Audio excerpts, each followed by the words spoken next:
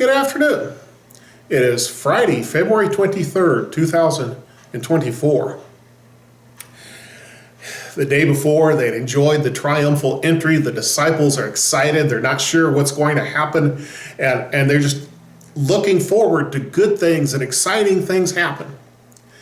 And Jesus decides to do a living out kind of active parable that really makes them think and sets them back in their tracks a little bit.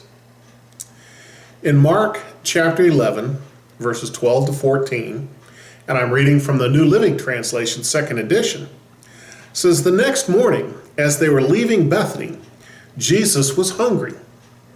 He noticed a fig tree in full leaf a little way off. So he went over to see if he could find any figs. But there were only leaves, because it was too early in the season for fruit.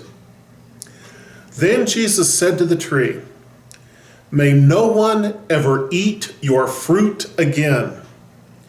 And the disciples heard him say it." He's leaving Bethany. He spent the night probably at Mary and Martha and Lazarus' house, but he spent the night in Bethany. And they get up in the morning and they're headed back to the temple. And it says that Jesus was hungry. Several times the scripture reminds us that Jesus was not only fully God, but also fully human. And if you wake up early in the morning and don't get a good enough breakfast, you're hungry. And he sees a fig tree. And he obviously tells the disciples what he's doing. "Hey, look at that fig tree." And they go over there and check, and it's full of leaves, and the leaves are mature, but there's no figs yet. It's not the time yet for figs.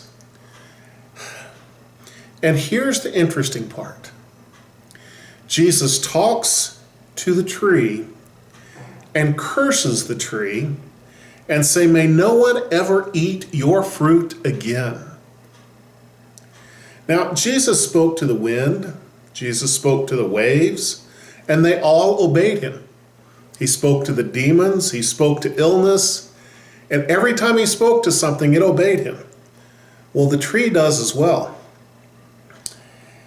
This is obviously some kind of parable of action.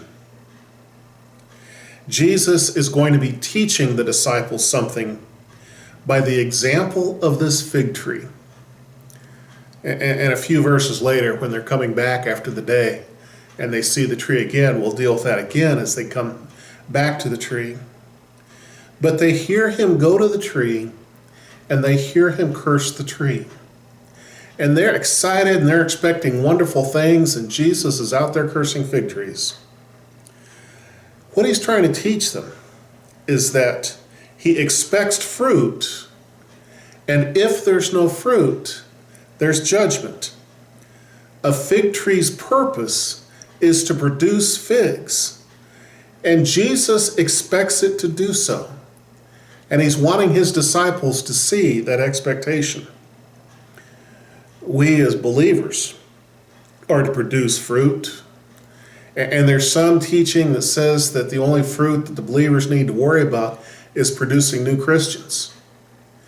But when that phrase is used in the Bible, Paul says the fruit of the Spirit is love, joy, peace, patience, kindness, goodness, and self-control. What are we supposed to learn from this? We are to produce fruit. We are to be fruitful. God has an intention and an expectation of his people that we will be fruitful.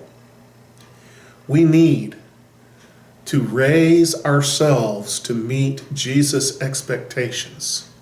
If he comes and looks at us, what's he going to find? Lots of fluff and greenery, or actual, real fruit? We need to be fruitful. We need to exhibit love, joy, peace, patience, kindness, goodness, and self-control.